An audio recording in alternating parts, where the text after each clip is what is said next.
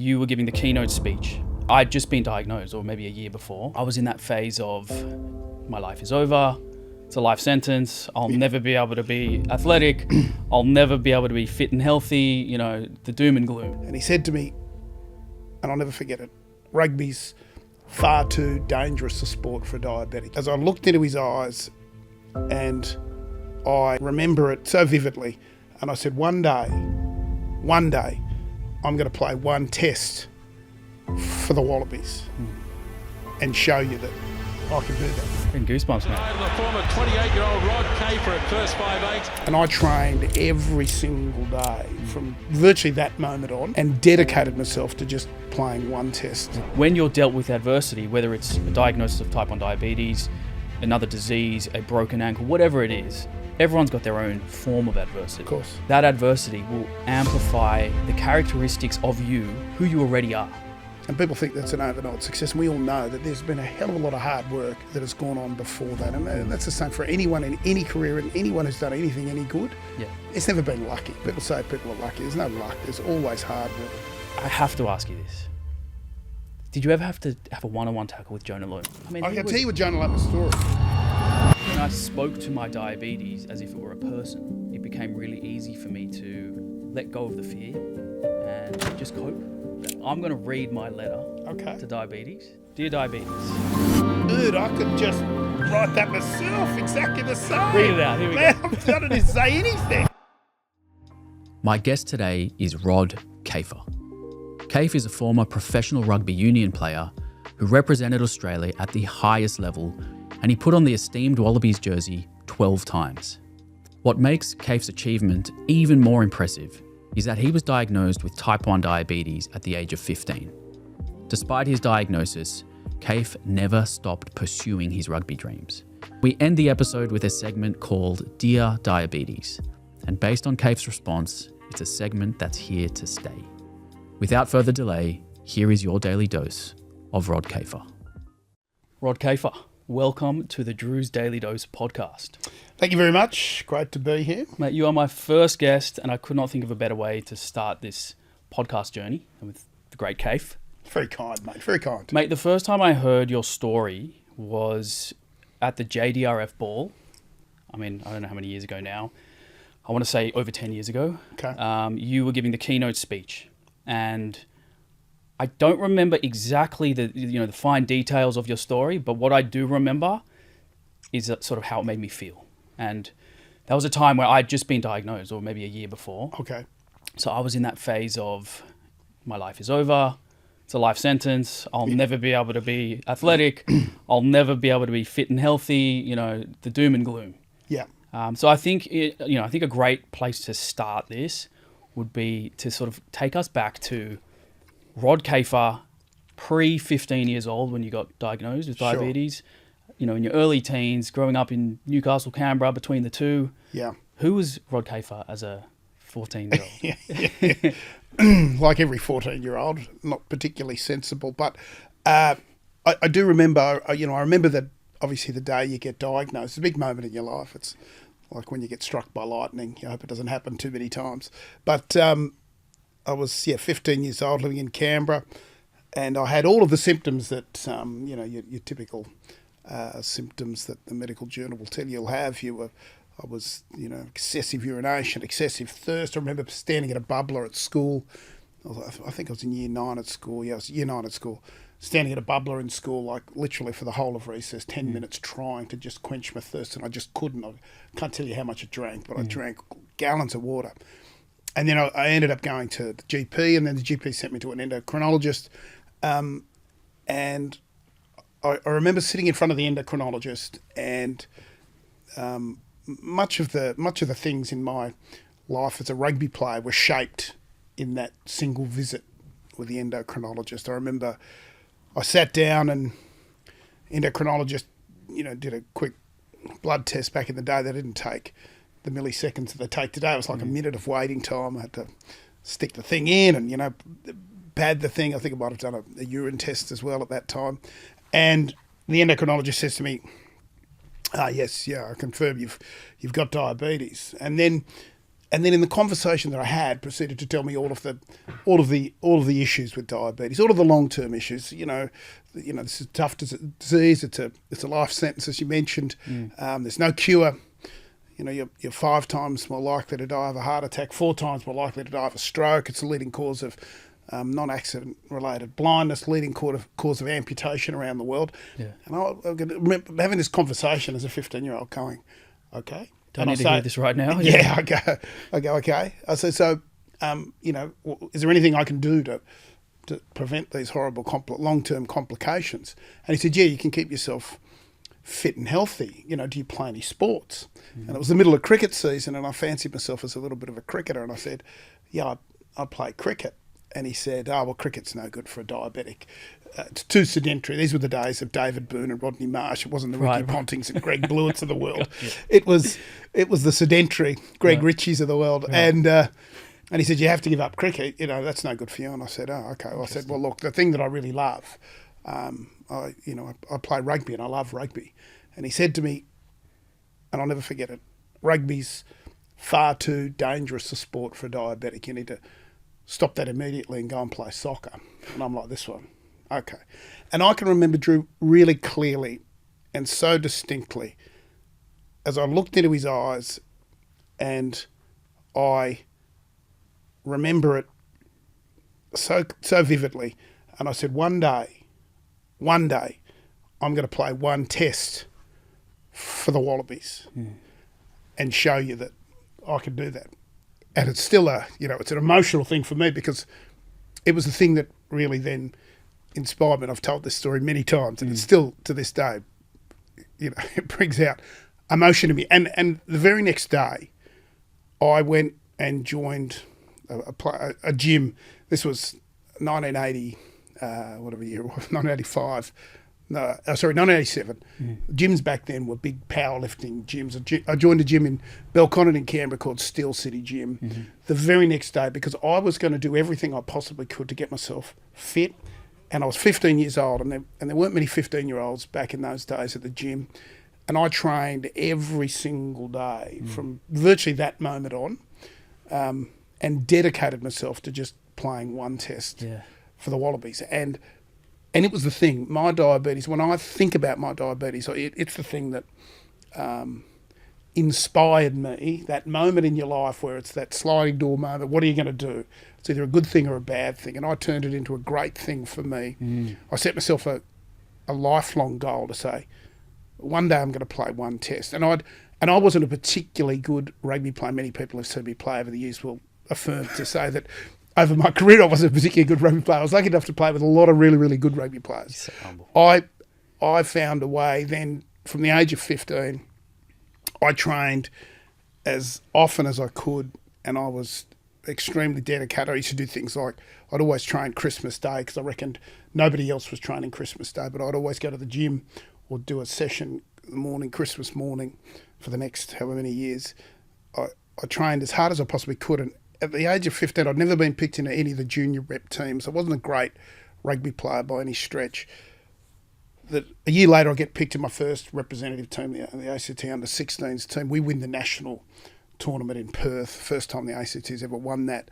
2 years later, then the next 2 years, I make the ACT schoolboys side. We win the national tournament there. I played reasonably well in a game against New South Wales, scored 2 tries. We beat them in the sort of final, and then I ended up the following year getting picked for the Australian schoolboys, and I'm on that path of actually doing it. And it's all just because of the inspiration that I received at the moment in front of an endocrinologist, that I then said, I know what my journey is. I'm going to achieve this. And I then got picked in I go on and get picked in the ACT under-21s, and I start that path. I have all the setbacks that you do, the injuries, different things. In that time, I fractured my skull, broke my nose, and fractured my skull. I had a range of different broken bones. Eventually, I get a phone call in 1995 from the team manager of the Wallabies. And it's that phone call you dream of when you've set yourself this goal. And rugby players love the phone call that comes from back in the day, the Wallaby team manager who says, "Congratulations, you've been selected to play a test this weekend." And it was a test against, it was a second Bledisloe test, 1995, Sydney Football Stadium. The Wallabies had been to the World Cup and got knocked out. They'd lost the test in Auckland, and then there was a follow-up test in Sydney, here in Sydney. And I was elated.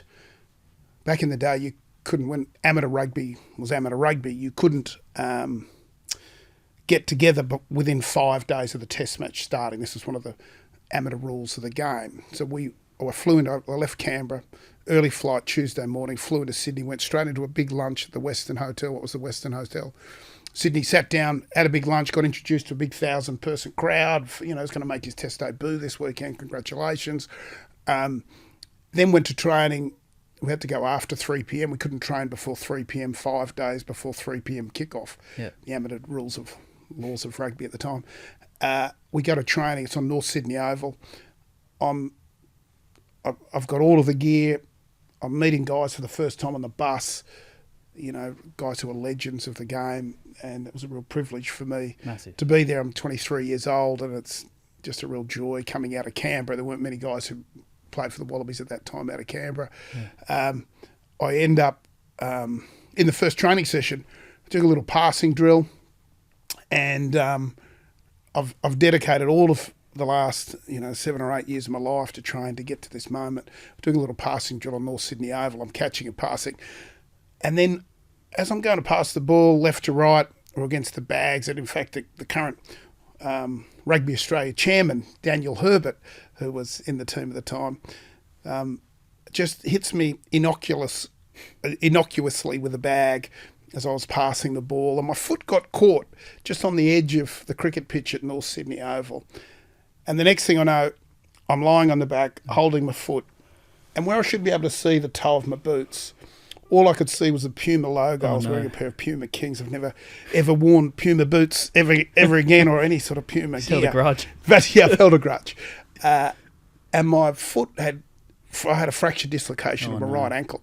And the foot had spun all the way around, and I could just see the back of the boot. And I'm holding this thing. And in the second best moment of my life, the team doctor of the Wallabies at the time runs out and relocates my foot. Yeah. And the pain I was in, for those people who've fractured or done any sort of bad damage, it's a horrible pain. Yeah.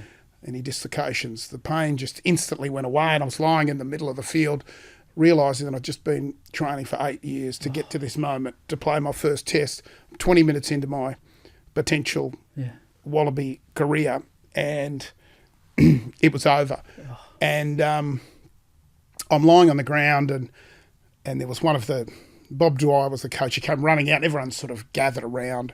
There were a few of I knew we weren't going to be the All Blacks that weekend. There was a few of our players dry reaching at the side of my foot. I thought, we're no chance to win this weekend. The Wallaby coach, Bob Dwyer, says to one of the medical staff, this is horrible. Is he going to be right for the weekend? Is he going to be right for the weekend? And one of the staff said, this is one of the worst breaks I've ever seen. He'll be, they'd be lucky to ever play again, lucky to walk properly again. And that was the second time in my life where I thought to myself, one day I'm going to show you that I'll play a test for Australia.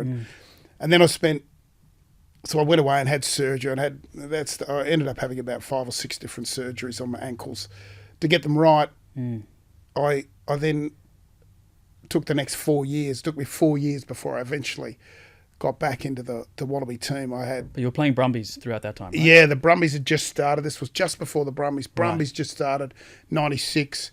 I played the first 3 games for the Brumbies, and in the third game for the Brumbies, I went to make a tackle on the Auckland winger, Joeli Vandiri, and Steve Larkham goes low to make a tackle. I go high to make a tackle. Steve Larkham's legs spin around. In my third game back after my break, his legs spin around and break my other ankle. So I break my ankle twice in 2 separate occasions. Just setback after setback. Setback after setback. So what I want to double click on is the mindset of, firstly, let's rewind a little bit. The mindset of a 15-year-old to have that attitude of not just I'm going to show you, but so much self-belief to know what to do next, to walk the walk and take those steps. Because I gave a little TED talk a few years ago, and the theme of my TED talk was adversity is an amplifier, right? So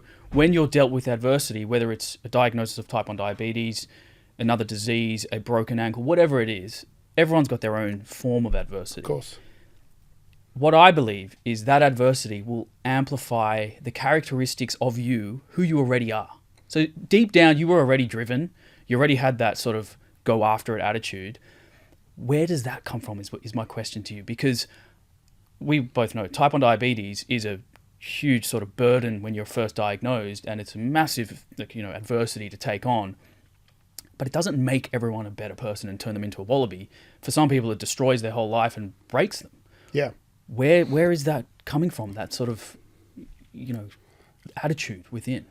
Yeah, that's a existential question. Difficult for me to put the finger on it. However, I think there's naturally going to be some innate characteristics to anybody around how you deal with adversity, and you get the choices. You make the choices around what you want to do with that adversity, whether you see it as something you're challenged by or something that defeats you.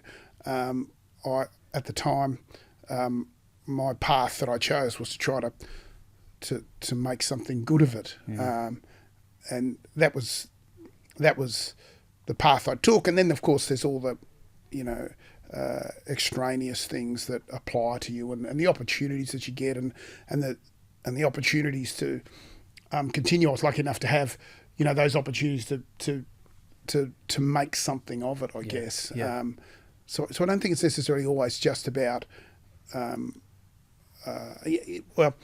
do think you only ever fail at something when you give up, and there's lots of things in your life where it doesn't matter the walk. It just simply doesn't matter the type of life. And there's every single person who's ever been successful, and people think that's an overnight success. And we all know that there's been a hell of a lot of hard work that has gone on before that. And that's the same for anyone in any career, and anyone who's done anything any good. Yeah. It's never been lucky. People say people are lucky. There's no luck. There's always hard work, incredible hard work. And of course, luck tends to come with a bit of hard work, doesn't it? Yeah, I like the old phrase that luck is a collision between preparation and opportunity. Exactly. So you put in the work, you prepare yourself. Yeah. The opportunities will come. They might take a long time. You might get many. Yeah. But if you just keep putting in the work, eventually, and it looks like luck, but it's actually, as you say, hard work. Yeah. So when you were diagnosed, let's go back. How many years ago was it now?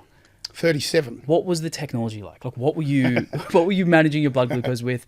How were you giving your insulin? What did you know about diabetes management? Well, I knew clearly nothing about diabetes. When I was diagnosed, diabetes was referred to as adolescent onset diabetes, right? Mm-hmm. Because it was really just a disease of adolescence. Now it's not a disease of adolescence. So that was the common terminology. Or even my grandparents and people of their, demographic would call it sugar diabetes. They'd refer to it as sugar diabetes, which was always things that interested me. But we were just at this. There were, I do know that back at the time there were things like pumps and this other stuff pumps have been around for a long period of time. They weren't in use in a sort of patient setting at all. But it was before pens, so it was always syringes, but they were the plastic syringes that we see today. Draw up syringe. Long needle. Yeah, long needle. Into muscle or fat? Intramuscular or? It was just the same. Same as subcutaneous. Yeah, subcutaneous. Yeah. And I was 15. I went to the hospital in Canberra Hospital. It was a fantastic diabetes educator nurse there, a fantastic lady by the name of Betty Toohey, who seemed old to me at the time, and she passed away not long ago, but had been around for a long period of time. Lovely, and she said to me, I didn't get admitted to hospital. I didn't want to be admitted to hospital. I just wanted to deal with it. I went in for the day, and she said, right, you're going to have to give yourself an injection. We're going to have to give you an injection. And she said, do you want to do it or do you want me to do it? And I said, I'll do it.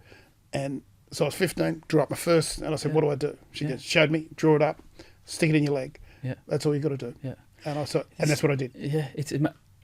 As you tell this story, it's hitting me with so many memories, because it's like I'm looking at my reflection in terms of the what I went through as well with my diagnosis. Yeah. The first injection, I remember it. I will never forget it. She handed me the pen, dial it up, pick a spot, and I hesitated. I did it myself, but I remember going, is this going to hurt?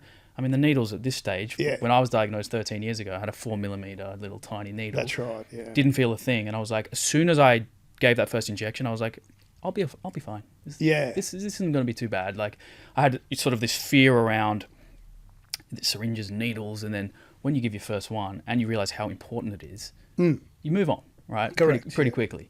So you've got the syringes, you're dialing up your insulin. What were you told about, like, how many doses do you give per day? What happens when you go play rugby and sport? Do you need to give more or less? Like, what was your management strategy back then, before knowing what you know now? Different types of insulin as well. So we didn't have the insulin I used. There was a longer lasting one, nighttime stuff, which people still to this day use, but a different brand, different name, different profile, and another insulin Actrapid, which was again not as quick as what the Nova Rapid and those sort of insulins are to this day. Today, much longer profile, but it was considered the short acting. So I think I would, I'd have maybe one or two. I'd inject before. I wouldn't inject actually before every meal. It was like you'd have a long set times. You'd set time or something. It was different to what it is today. Like and we did have. We used to do a lot of urine testing back in the day. There were just the advent, and they'd been around for a little bit of time, but it was early days for blood testing units. Literally take a minute. I can remember it was a minute to get your with the urine sample. No. With the urine sample, it's about the same because you got to read it off the back you of wait the for thing, it to change colour, and you're sort of guessing. Yeah. But we did have blood testers and they were.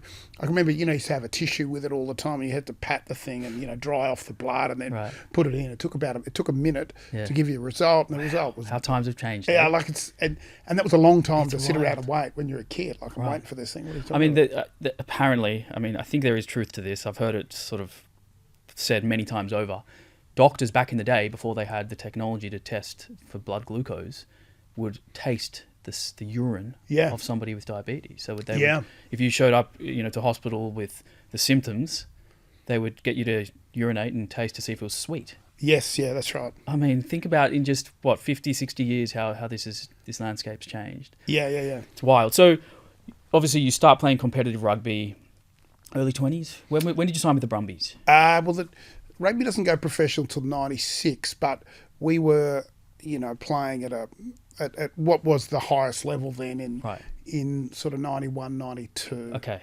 So I was diagnosed at 15. Well, I was playing sort of high level rugby at the age of 20, 21. Okay. And I mean, I don't know if you had a strategy that you can even remember, but was there like a pre-game insulin food strategy? Were you working with an endocrinologist? What did that look like back then? Yeah. Because one of the hardest things for me, training was difficult because you never knew it wasn't like you were prescribing a training session yourself. So you sort of, these days you go, I'm going to train for 45 minutes and I'm going to do X, this is my heart rate.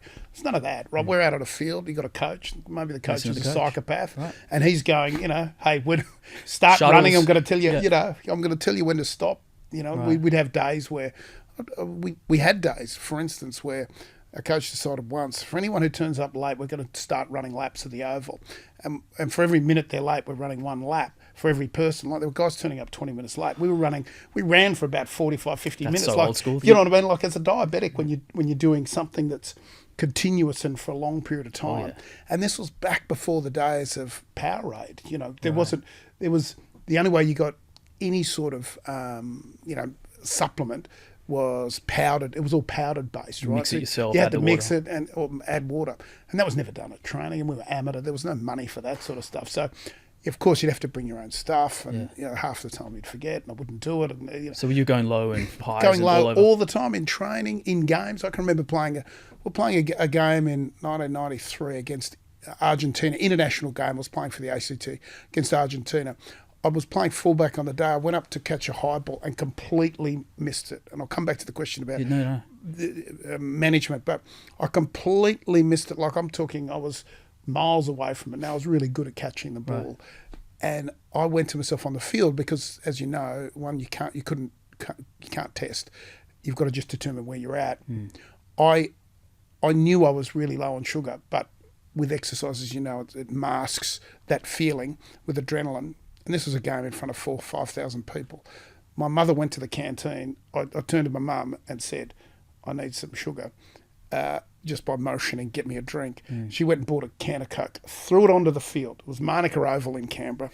She had to go to the white picket fence, throw it far enough to get it into the field. I ran over, cracked the can of Coke and sculled it on the field whilst the play was still going to give me sugar. Now that was in a game that was, this was a representative game of rugby back in the day. But as the technology got a bit better, I would test really frequently leading into a game. I'd be very disciplined with the food that I ate beforehand. I had a very particularly on game day, a very particular daily routine, which is not uncommon for any athlete. But I was very particular about the times I ate, what I ate, and I would just have it always the same. I knew exactly what I was going to do. Right. So once you sort of nailed that pre-game routine, stick to what works. Yeah.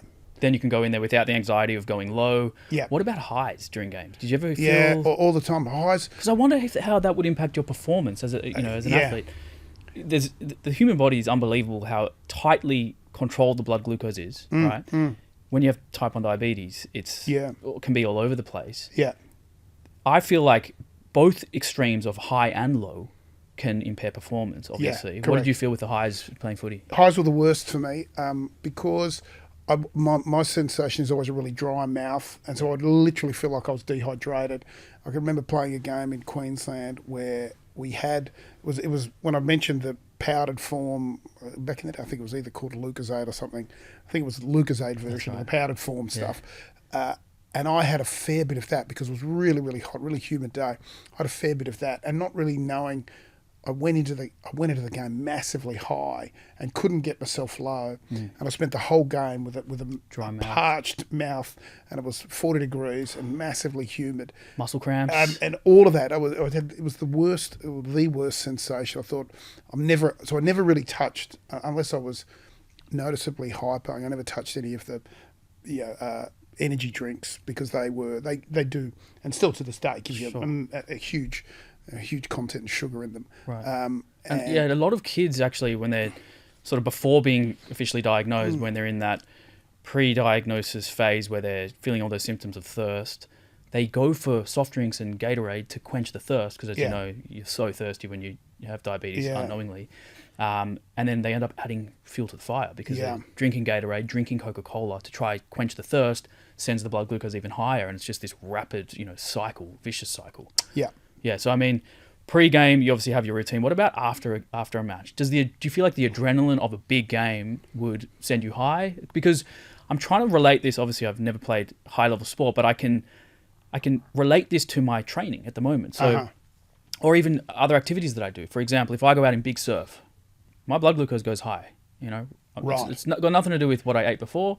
It's the adrenaline. Yeah. The liver pours out glucose. It's the liver sort of like that glucose tap. Yeah. So big surf or any sort of adrenaline focused sport will send my blood glucose up. Whilst other sports like a long slow walk or game of golf, we've played golf and had similar experiences where over the course of 18 holes, there is always a sort of like hole 12, 13. Blood glucose is going down because it's such a different intensity. Yeah. Did you feel like after games you were high a lot? Certainly the adrenaline does absolutely. The adrenaline comes in, and I would often find myself giving myself a small amount of insulin at half time in games. If I was sitting above 9 or 10, which for me, I typically try to run my BSLs around a reasonably lowish rate between 5 and 7, let's say. And if I was running at 8 or 9, I'd want to have a little bit because I knew that the adrenaline would keep it going higher, and I'd just keep drifting higher, irrespective of the amount of exercise. However, then you get the exercise, the post-exercise dropping, which once the adrenaline goes, you do tend to drop. Yeah, but at least at that point you can reach for the glucose and you can manage it that way. And typically, if it was back towards the back end of my career, I would have had a beer in hand by that stage, hopefully, and enjoying a win or commiserating a loss. So then I just managed the alcohol consumption as well. So it was a bit of both. So you basically get this call saying, hey, we've got our eye on you for the Wallabies. Yeah. Roll your ankle at training or dislocate your ankle. Yeah. You go back to play for the Brumbies. You do it again, the other ankle. Yeah. When does the next call come? Yeah. For that Wallabies jersey, what's the journey there? Well, I then had my shoulder operated on twice, missed the next couple of seasons, broke my cheekbone twice.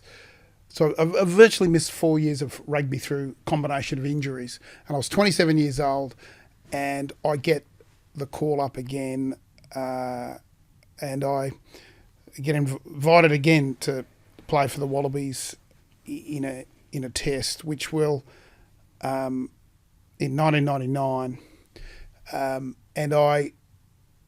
it's again the Bledisloe Cup test here in Sydney, just before the opening of the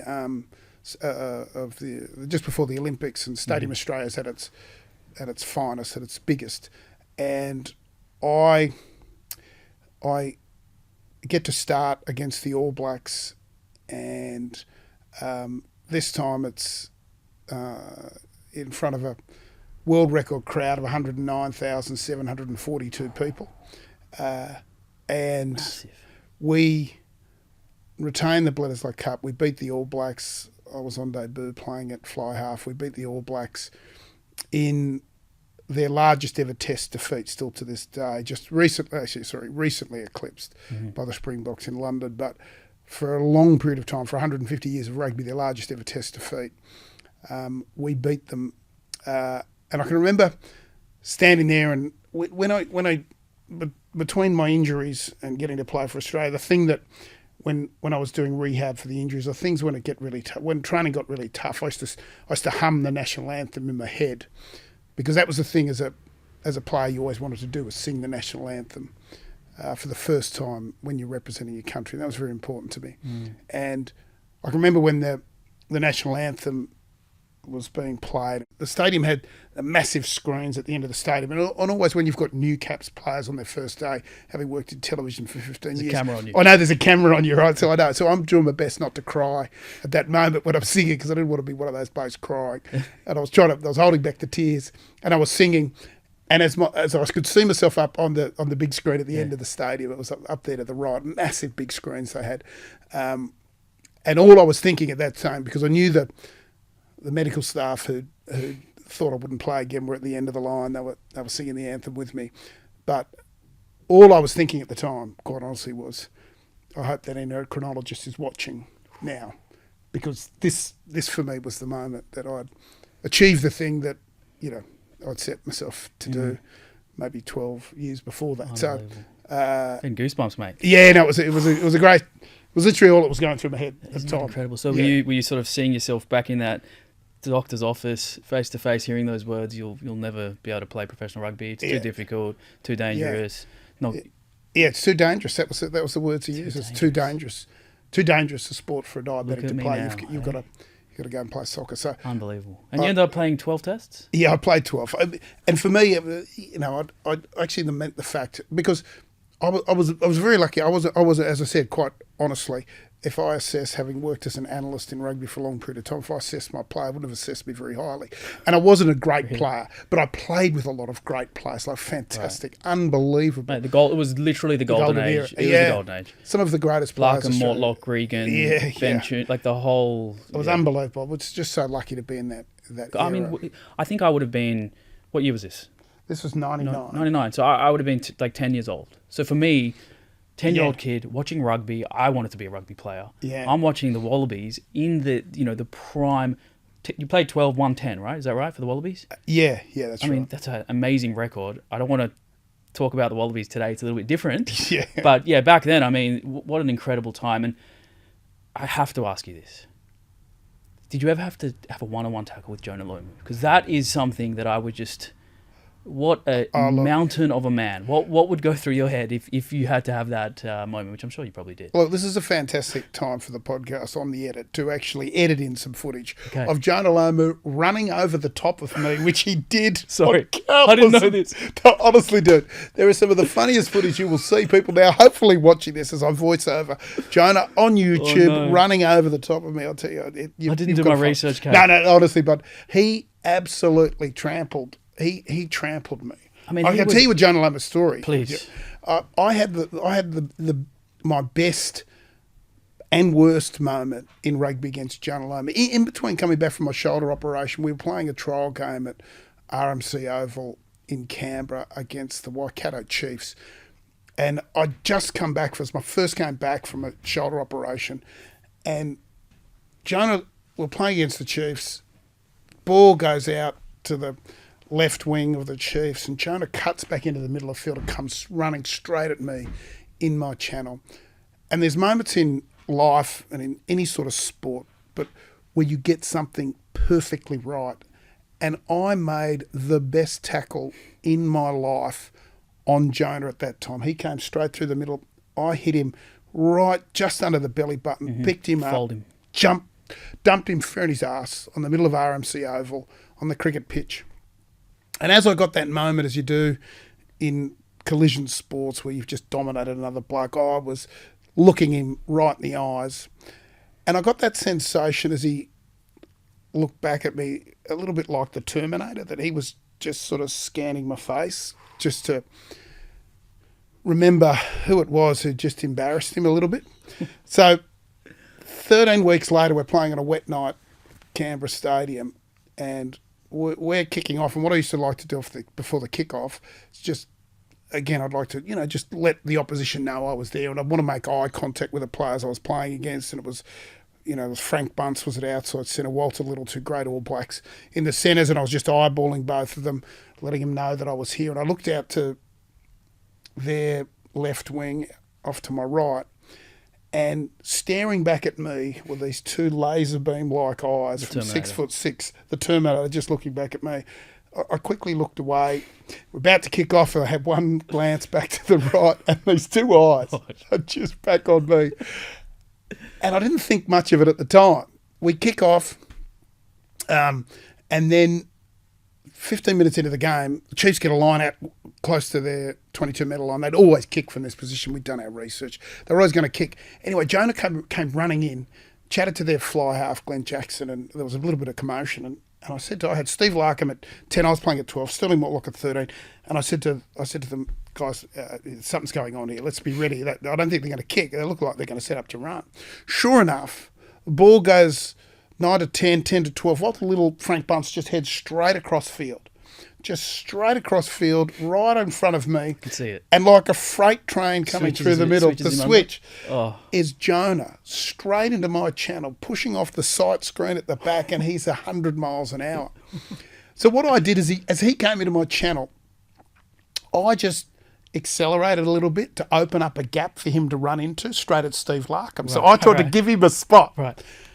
And as I accelerated to give him a little hole, because I didn't want to tackle him, he just changed direction and kept coming straight at me. Just made a beeline for me, and then it clicked. And you have those moments of introspection, and it was like instantaneous. I had a split second, and I went, I remember the moment last time this happened, and I belted you, and I set myself to put a big shot on Jonah, and he hits me with that big uplifted knee, and I go sliding backwards, rolling backwards on my ass 10 metres, and he runs over the top of me. It doesn't happen once, happens twice in that game. The next time it happens, they end up scoring, and we lose for the first time ever at Canberra Stadium as the Brumbies. We've been 3 years undefeated, and we lose off the back of me getting run over by Jonah. Steamrolled. As we're walking off the field, the crowd's not happy, nobody's happy. And I get a sense of my personal space being invaded a little bit as I'm walking off.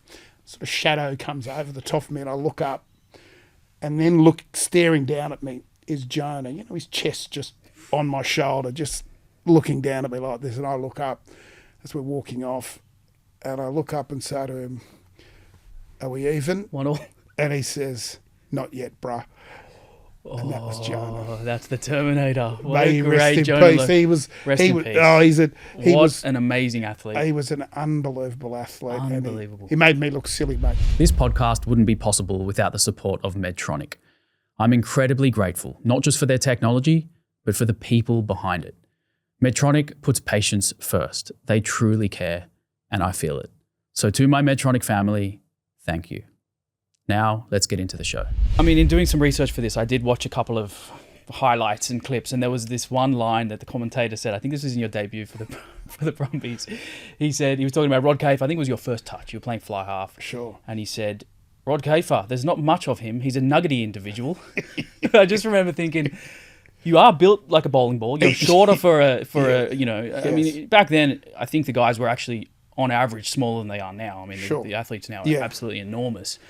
But it was your intellect and that analytic ability that you had that sort of got you around the field. Not that you weren't a great athlete. I'm sure you were. I wasn't particularly. In fact, I do want to, while we're on it, I'll just quickly ask you this. The hot rod challenge. Yeah. Is that real? Your 10 meter acceleration? It is always real when you control the camera work and the timing mechanism. So it's always real. No, but I was like many. I was a lower body power athlete. I was not a great athlete, and the reason why, part of the reason why I actually thought deeply about the game is because I could create a competitive advantage for myself by designing things in games that suited my style of play. So what I used to do, to be perfectly frank and selfish, was I did play a role in designing things in terms of play. Yeah. And that as I sort of got later into my career, I worked heavily with coaches on play for both the Wallabies and the Brumbies in particular, and I designed things that would actually really suit me. So I designed game plans around me selfishly. I just said, hey, listen, I know I can't do the stuff that some other guys can do, but here's the things that I'm good at. So I'm going to design stuff that suits me. Right. It just so happened that it worked for everybody. Right, but if it works for you, it works for the team. It worked fine, but I wasn't a great athlete, no. But I was quickish over 10. That was his full extent. If it had gone 11, I wasn't that quick. I was quickish over 10. Yeah. There were guys who beat me. There was a couple of guys who were. There were two guys at the Brumbies over my career who were faster than me over 10. Two guys. Do you want to name them, or do you want to just take the? Well, one was Joe Roth. The other one was Andrew Walker. Okay. Pretty much everybody else I could dust over. Okay. Just about everybody else. And so you played fly half. You played centres. Did you ever dabble in playing on the wing or any fullback? No, I played fullback for most of my career. Is actually. The majority of my stuff was fullback. I played more fullback than any other position. I was a short, fat fullback, but I managed to get away with that as well. When I was first picked for the Wallabies in '95, I was picked at fullback. Okay. It was the first time David Campese was ever dropped for the Wallabies. He was dropped out of the team. Yeah, right. I was coming in. Matt Burkett was injured. Burkey actually recovered. He had a hamstring problem, and he ended up playing that game after I got injured. Right. And Campo came back in on the wing, and Burkey played fullback. But that was the reason why I was selected. Right. Yeah. So you had this, obviously, like I said, this analytical mind, which when it came time to hang up the boots and think about career after football or rugby, was commentary and analyst something that you'd planned for, or was it sort of something you fell into due to your skill set? Since 1998 at the Brumbies, I was assistant coach, and Eddie Jones was head coach, and he made me assistant coach and player. So I was a player coach. I went across to the UK as a player coach and played at Leicester over there. We had some success over there. And then I ended up taking a role when they couldn't find a head coach for Saracens. I'd signed to be a player at Saracens. We couldn't get a head coach, and we were literally 3 weeks before the competition started. And the CEO and the chairman asked me to retire from playing and take over as head coach, which I did at the age of 32.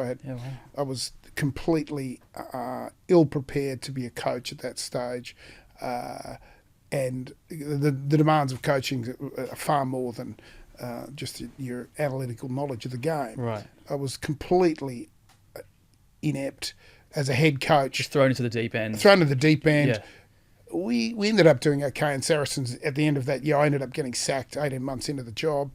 At the end of that year, they make the finals for the first time in about 8 years. So we put together a reasonable team. And then I came back. My wife and I and our 2 kids at that stage came back to Australia, and I was got a coach over here, but then decided that I really didn't want to do that, and then got offered a role with at Fox, and ended up, and that's literally how it came about. Right, so you had the role at Fox for quite a long time, right? 10, 15 years? 15 years at Fox, yeah, it's great. And what was it about coaching that just didn't resonate with you? Was it something that, as you say, you hadn't learnt the skill set of being a coach? Yeah. Or was there something else that just sort of turned you off it? I took a great deal of joy from the game of rugby. The game of rugby was very joyful for me, right. Both playing on the field, the competitive nature of it, the flight or fight elements of the game of rugby were really appealing to me. Yeah. The danger, the risk, the fear that you have when you're out there, when you're in collision sports in particular, knowing that, if you don't prepare well, you can get hurt and badly hurt. And I had been hurt, and I loved that. I loved the pain of it. They were the things that I loved about the game, and I loved the atmosphere of being in a team as a player.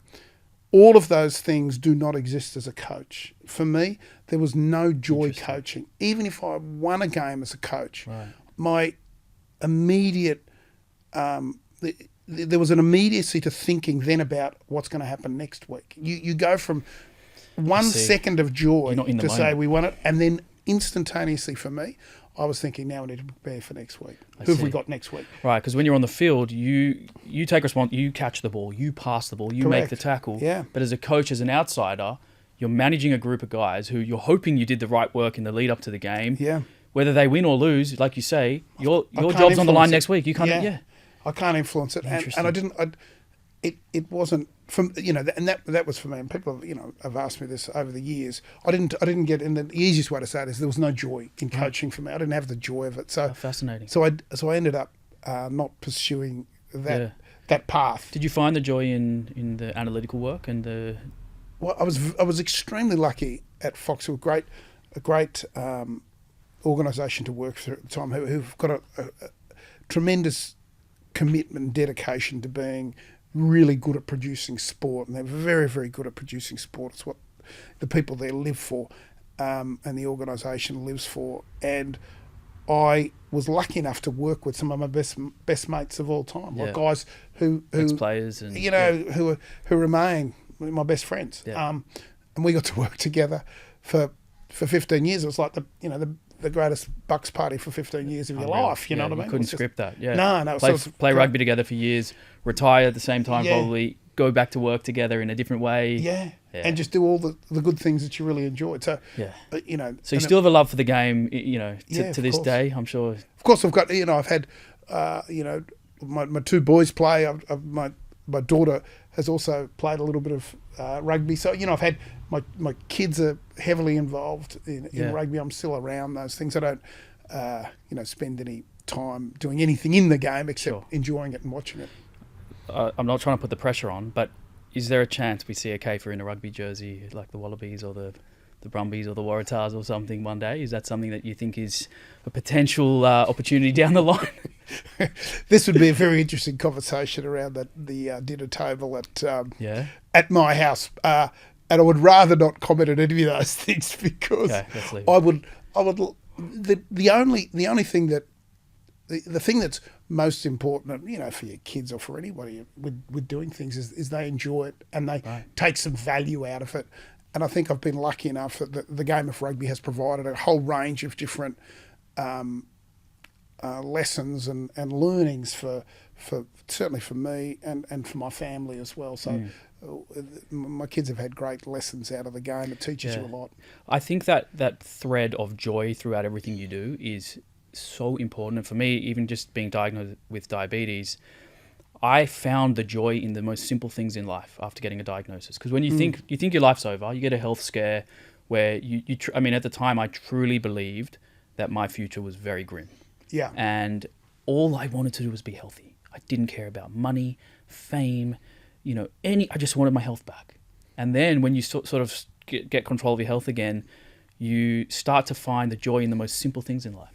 Yeah. Like a workout, going for a swim in the ocean, sitting in the sun, enjoying a coffee. Like those were the things I thought well, at least for a year or two, I wasn't feeling the joy out of any of those things because diabetes was just this wet blanket that was ruining everything.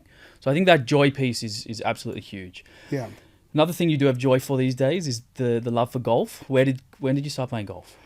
I played a tiny bit of golf when I was younger. We used to occasionally play golf after on a Sunday after some games, early days. In rugby times, we'd often go and play 9 holes as a way to recover. This was before ice baths, when you're normally recovering from a few beers the night before and you'd go and play 9 holes of golf on the next day. We started to do a little bit of that, and I didn't play golf as a youngster. And then I tried to get into golf when I had, when the kids were a little bit younger, but as many of the parents will know, that's a difficult thing on the weekends to ever get away.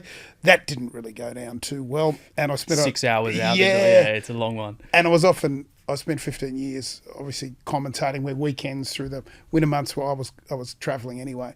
So I really didn't play any golf. And then maybe about 8 or so years ago, I started to try. I said to myself, I actually just like I have done in various different things. I said to myself, I set myself a target. Mm-hmm. I said I played a round of golf at Concord the first time I went back with a mate, played at Concord, a game of stroke, and I shot 126 before they redid Concord.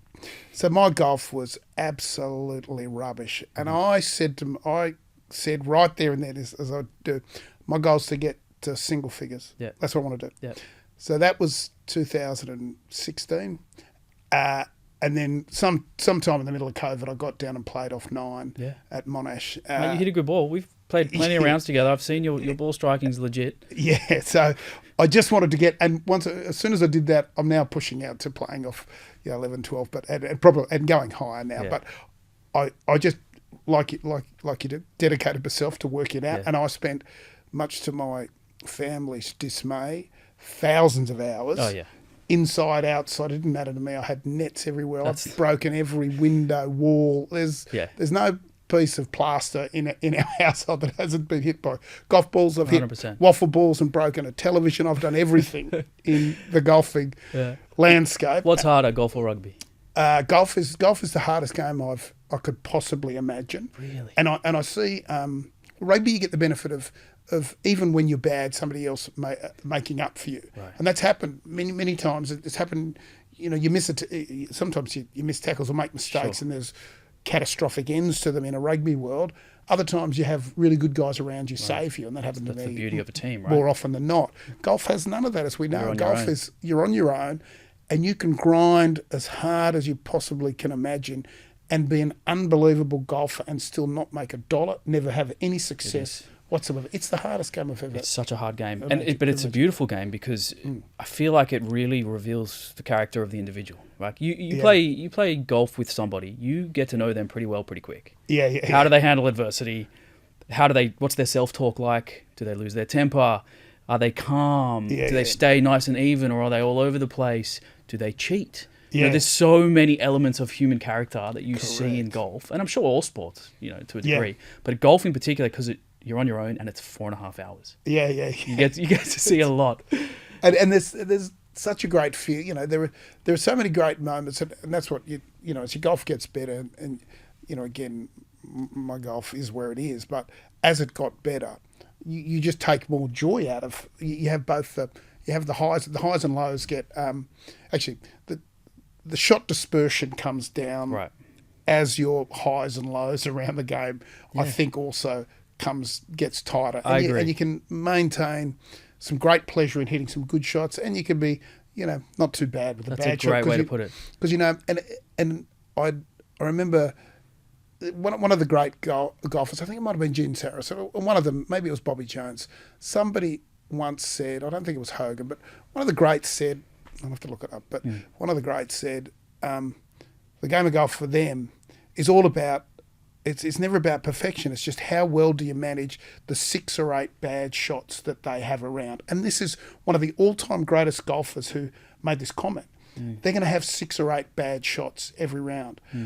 Why then should I, as a mug hacker, think that I'm not going to have at least 2, 3, 4, 5 times as many bad shots as those guys. So when I play golf, Yeah. I know that I'm going to hit, 10, 15, 20 bad shots, just horrible shots. Right. Like cold top something, as I did the other day. So off true. you cold top your first shot off Right. the tee, you go, what the hell? I love that metaphor for life, though. If you really think about it, it's that metaphor encapsulates what we've just been talking about with getting diagnosed with diabetes. Same thing. These inevitable hurdles, errors, mistake, whatever you want to call it. Yeah.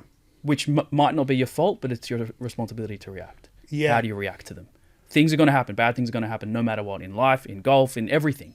Yeah. How do you react? And also letting go of the perfection around diabetes management. Never going to be perfect. It's bloody hard. Yeah. Right? Yeah. In the early days, I was trying to get everything perfect. I never wanted to be out of range. Uh-huh. Same with the golf course. I don't want to hit any bad shots. I just want to have a perfect round. It doesn't exist. No. Well, it may exist, but it's only when you let go of the pursuit of the perfection that you might get it. And it made a really interesting thing. One of the things that we were chatting, we chatted a lot about diabetes. One of the things that a lot of diabetics carry, me and you and others, is this sense of guilt around not being perfect. There's a real sense of guilt that exists within diabetics. And I talk to a lot of parents who end up having, who have kids who are diabetics, and they only they Google someone that might be diabetic, like rugby people, and they find out that I am. And I chat from time to time to people. One of the things I say to them all the time is, this is not something that is ever perfect. You are always going to be you're going to be in range, out of range, low or high. Yeah. Don't create a sense of guilt for people around their management of diabetes, because it is not a perfect science, as we both know. We are up, down, all over the place. No matter how good you want to be, your body just doesn't react right. And you can do the exact same activity or eat the same meal on a different day for a totally different result. Correct. And you'll never be able to pinpoint the why, but I do encourage people to search for the why. Instead of just going, diabetes is hard and random. Yeah. It is good to look for trends and patterns and lifestyle factors that influence these numbers, which brings me to sort of the last part that I'd like to talk about. Is I've got this 4-pillar approach to diabetes management. Okay. It's very simple. I haven't reinvented the wheel. Exercise, nutrition, mindfulness, and daily living. Those are my key pillars. I've got to get a daily dose of those every day to ensure that I can best manage my diabetes. When it comes to exercise, the pillar, for you today, what does exercise look like? I'm sure it looks very different to when you were playing professional rugby. So different. Yeah. What is sort of a typical week of workouts or movement? I do need to take some inspiration from you here. I promise you that. I spent a long period of my life training ridiculously hard, and then when I had no need to do that anymore, I sort of stopped. And in the last, what's interesting now, and many people who'll sit in my demographic will know, as I've slipped over the age of 50, I'm 52 now, as I've just nudged past that, I felt great up to about 48, 49. And then the body starts to really decay. And all of the things, like I've had a frozen shoulder for the last 2.5 years. I hadn't been able to lift this left shoulder up above my head. For a long period of time, I had all these little things, my whole left side of my body, ankle, hip, everything. I've got arthritis here. You've got all these things that happen when you get old. And it just makes activity and exercise so much harder. So because I'd come from an environment where exercise was easy, you loved to do it, you were prescribed to do it, you did it every day, all of the time, it was easy. Now it is significantly harder for a whole range of different things, plus time and other things. But these are all just excuses that lazy people and people who aren't dedicated enough give themselves, and I'm in that bracket now. I really am. Right, so when you had that external motivation of a strength and conditioning coach, a coach, players around you, it was easy. It was part of what you do. It was like brushing your teeth. You show up, you get it done. When the accountability part of it dissipates, obviously you're not part of the team anymore. You don't have someone pointing the finger. Where do you find the internal motivation? That's it. And it's just about health. And I did look. I left school. I was 93 kilos when I left school. So imagine if you. I sort of maybe think, I've heard people say this, that the weight of the shape of when you leave school is probably a reasonable place where if you could ever stay in and around that, you're probably doing a good job for the rest of your life. Right. So I'd go, 93 kilos. I played my last test for Australia at 106 kilos. So that was the difference in terms of weight. At 5 foot. At 5 foot, 9 3/4, as I tell, Take it 3/4. You can have it. as I tell everyone. Yeah. I was without doubt the heaviest fly half ever to play international yeah. rugby, and I Volleyball. was sloppy by that stage. But I was 106 kilos. Right now I'm about the same, 104, 105. Right. Maybe 5 or 6 years ago, back in 2017 and 18, I got myself down to 93 kilos. Right. And my very good mate, Wow. George Gregan, said to me, he actually he grabbed me in a moment and said, Cave, you've got that bobblehead look when your head looks too big for your body. So he's like, go the other way. You better put a bit of weight on. That's what George said. And that was honestly the greatest compliment I've ever had in my life. Oh, take it. George Gregan, the greatest athlete to ever played rugby, saying to me, put a bit of weight on. Put a bit of weight I was on. like... And okay. coming from a guy who's not huge himself. No. I was like, there's nothing better than that. I'm taking that as a bonus. So like back in the, I'm sure when you were training, it was like heavy barbells, power, low rep, strength training. Yeah. What's the workout now? Like what would your next workout look like? I then did a lot. I got myself down to 93, basically, just all body weight stuff, nothing else. Interesting. I was literally Like the opposite of... I was just old school calisthenics. Love it. I was burpees. I was push-ups. Yep. Speaking my language here. Yeah, I was just body weight squats, and I would go out. I just had an app on the phone, as you do, that gave me workouts, and I just, committed to that to get myself, because it's a bit like all of these things actually sit around goal setting, don't they? When I'm thinking of it now, I said to myself, right, I'm going to get to 93. That was my weight at school, right. And I got to 93, right. And then I let it push out. I said I'm going to get my golf handicap to under 10. I got it. Now it's pushing out. I love it. I've got to find a new goal. I was about to ask you that. What's is there a goal in the pipeline? What's next? We'll figure something out. Yeah, let's work on that. You and I. We can brainstorm a goal. Yeah. So the other pillar is nutrition. We had a great meal before. Yeah. We spoke about that a little bit. We don't have to go too much into it, but just generally, like, what's on your plate? I'm carnivore, more carnivore style. I typically never eat before midday, and I've sort of intermittent fasted. And then in the back end of my rugby career, I did really go carnivore, and it was really good for me. I lost a lot of weight. I was able to really easily keep the weight off. Yep. I don't drink except to binge drink. So I only ever drink for occasion. Right. And I people who've known me over the years will have known me to have a beer with them, but my wife and I we've never drunk at home, so we just we've been married for 23 years or whatever. We never drink. We don't drink at home. I hardly ever drink. I don't necessarily enjoy it. I enjoy it when I'm when you dedicate the time, celebration, the time to have. Hey, right. Let's let's be honest. The relationship between alcohol and diabetes, it can be tricky. It is. It's a tough one. And look, I see guys who are now my age. The thing that puts weight on people is alcohol. Oh, yeah. It can really put weight on. I managed to keep roughly the same shape, although I'm carrying a little bit too much, but roughly the same shape as what I've been for most of my life, because largely I think because I don't drink. Right. And it's it's allowed me to eat normally. We have to worry too much about what you eat. Right. And I think human beings have a normal somatotype that is, you're going to be roughly around this. You can either stop eating and get a bit lighter, or you can eat a lot and you get a bit heavier, but the shape doesn't change too much. You are sort of who you are for the most part. I agree with that. Yeah. Alcohol and diabetes, like you, I barely drink. Yeah. It is tricky because, if you do drink a lot, and I'm sure there's, young kids who are diagnosed similar age to you, say 15, 16. Yeah. Around just before the age of where you're starting to, have a drink, there are risks. Like if you get absolutely blind drunk, obviously losing consciousness, and then your blood glucose drops. Yeah. Very dangerous. Yeah. Alcohol actually inhibits glucose production out, from the liver. Mm-hmm. So you feel a bit tipsy and you're not sure if it's drunk or hypo. You're a bit, you're at a party, you're having fun, you're not thinking about your blood glucose. Before you know it, you could just start, going down and down. And I mean, that wasn't the cause of what I'm about to mention, but, we're both ambassadors for the Danny Foundation. And obviously, that beautiful young girl, Danny, who passed away in her sleep from diabetes complications. Like, it just shows you how serious this condition can be. Yeah.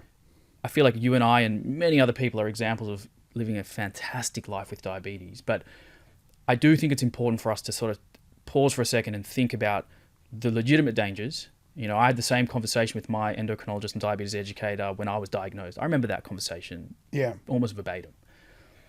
You may have seizures, comas, or death. You could die in your sleep. The short-term complications, the long-term complications. I just remember that conversation, and the fear that it ignited in me early on was it was a motivator to sort of, it was kind of like what you did with the doctor and say, watch this, I'm going to do something. So I remember the fear being a motivator back then, but now the motivator is joy. There's no fear with diabetes anymore.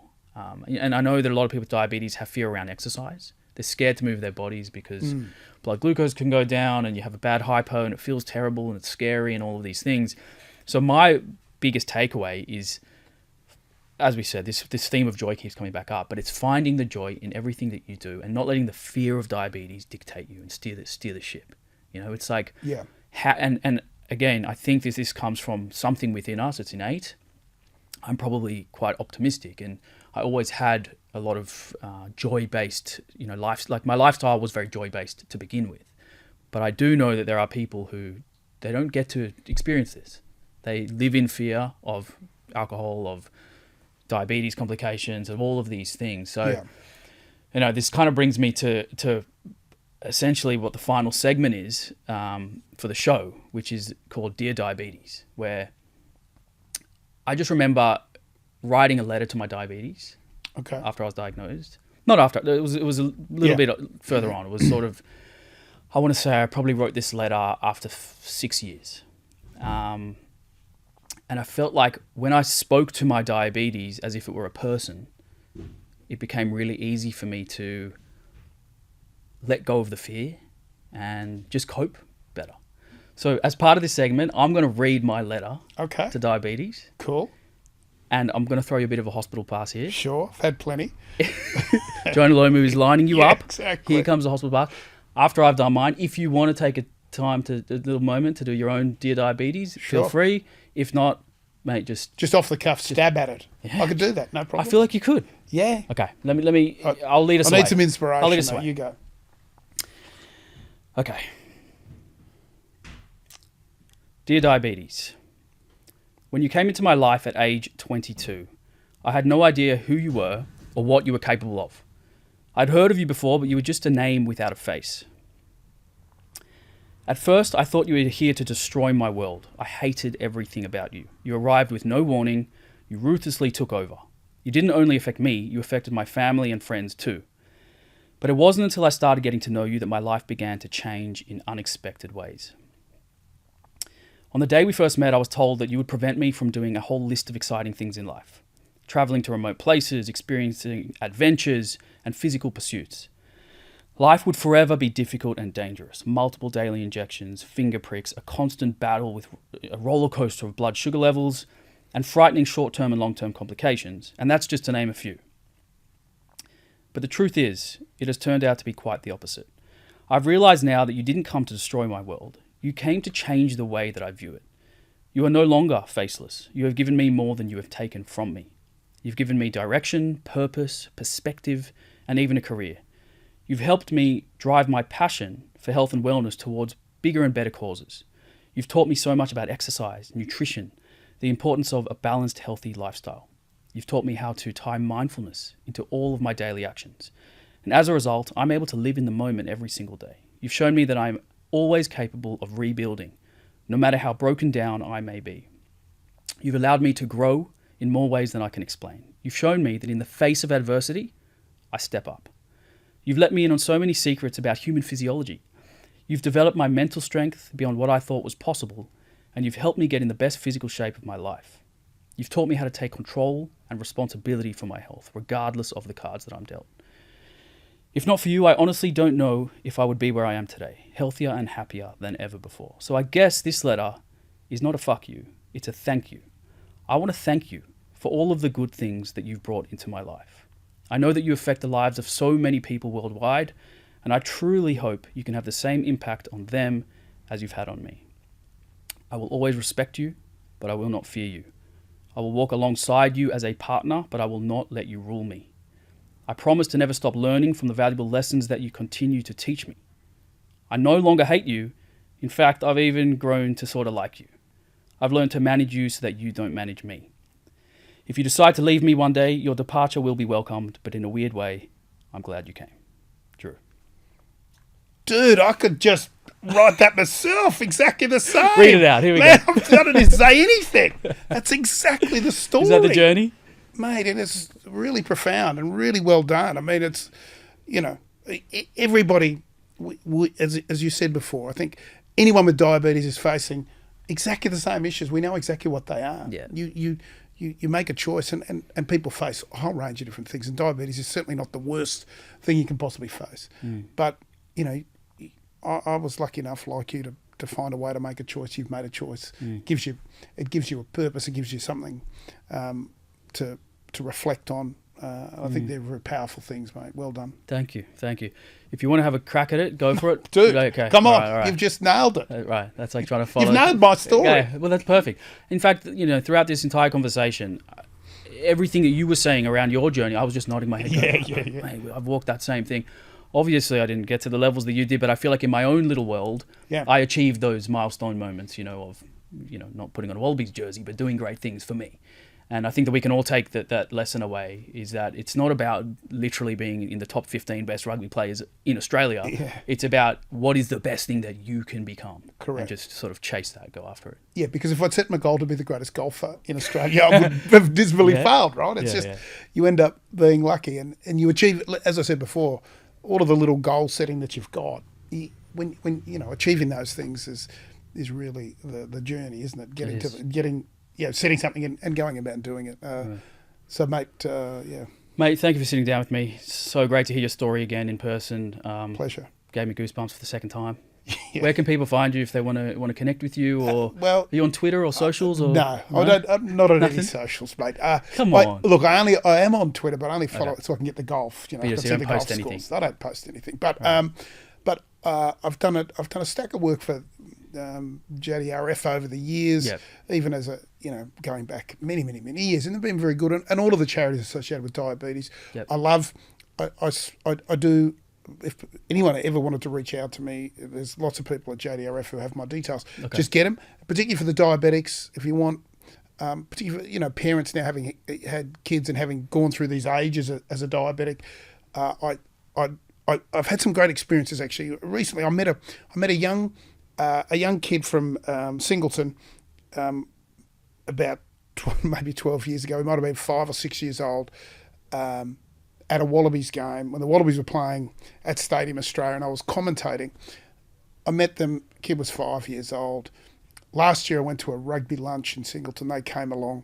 That kid's now 19, diabetic. His parents, who I'd sort of kept in, some vague contact, seen them over the years. Right. And I was able to, the Singleton Rugby Club, he was playing rugby for the Singleton Rugby Club. I was able to have a beer with him after a lunch there. Yeah. And this was a kid who I'd first met when he was this high. Yeah, how good. And the parents knew nothing about diabetes. Yeah. And we just reflected on that little journey. So I have the great privilege of watching, have had just people I've chatted to and staying in contact with that. So if anyone wants to do that, you're absolutely more than welcome to. That's awesome. I'm more than happy to give up any time for anyone. You are generous with your time, mate. And on that note, thank you for joining me. You're a true legend. Pleasure, mate. Thank you, mate. Thank you. There you have it, the great Rod Kafer. Kafe's story gave me goosebumps 10 years ago when I first heard it, and it still does to this day. Thanks for watching and listening. I'll see you in the next episode.